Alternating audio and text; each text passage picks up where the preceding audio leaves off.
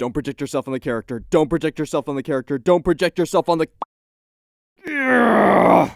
Everybody has times in their lives when their hearts are filled with doubt. Frustration builds up inside, and it makes you want to shout. So you've all no doubt surmised that I see a lot of myself in the character Zephyr Breeze, or more specifically, the me from a few years ago. Lazy, unmotivated, and a dead-set fear of failure. But I'm getting ahead of myself.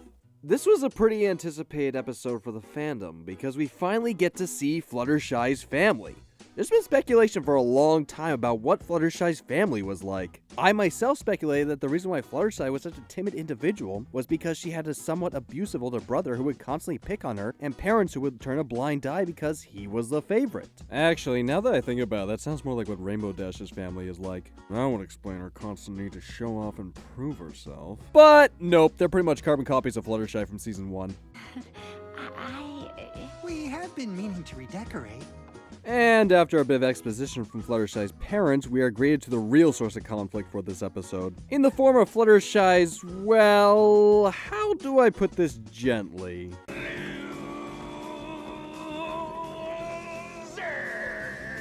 Younger brother, Zephyr Breeze. Hi, Flutter Brutter. How's the bestest big sister ever? Hey, where's the love? How about a little excitement to see your baby brother? Where do I even begin with this guy? Well, through not-so-subtle dialogue, we are told that Zephyr is kind of a big-talk, lazy bum who dropped out of school for a good reason? It's all so political. I just could not take it. The sad thing is, if this was said in the real world, that would probably be a good excuse. After that, we get some interesting interaction between a couple of characters. Sorry, I shouldn't tease you. I know the whole super awesome flyer bit's just to impress me.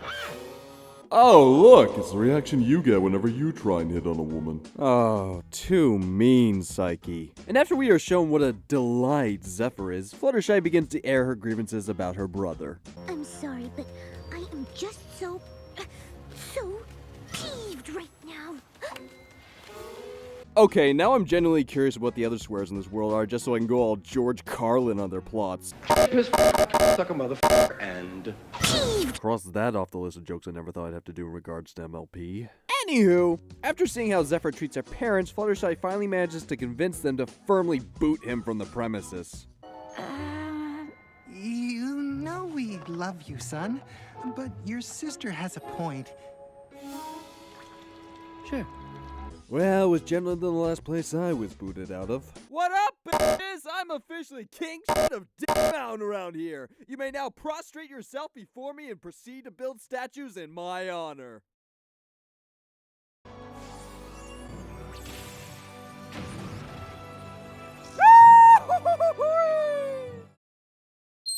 You try one itsy bitsy little coup d'etat and they treat you so rudely. And the rest of the episode is dedicated to trying to show him not to be such a lazy bum. An event... Wait a minute. What is that? Stop it, enhance! Hey, look! Yeah, I see it. Eventually, we learn that Zephyr isn't as lazy as it leads on to be, and yada yada yada, he overcomes his fear. But you yada yada over the best part. No, I mentioned the bisque.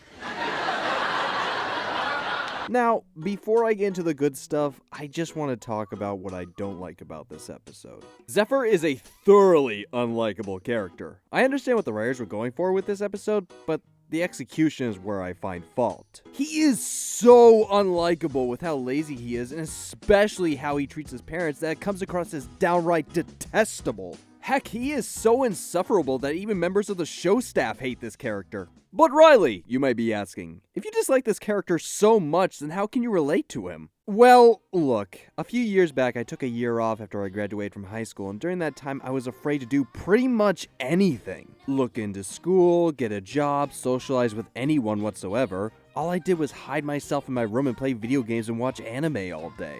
Looking back, I realized just how much of a, well... Le who?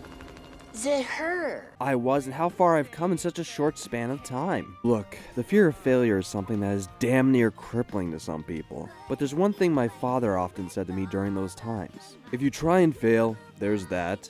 But if you don't try, you'll always fail. And I admit, I'm still afraid of failure every time I put out a new video.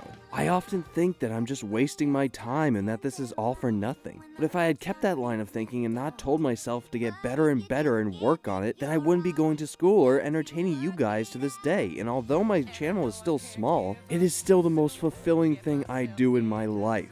And this episode does a great job of demonstrating that, mixed together with some great dialogue between the main six, and honestly one of the best songs of this season. This episode ends up being great in spite of Zephyr. So I guess that while this may not be one of the best episodes of the show, it's still one of my new favorites for its message alone.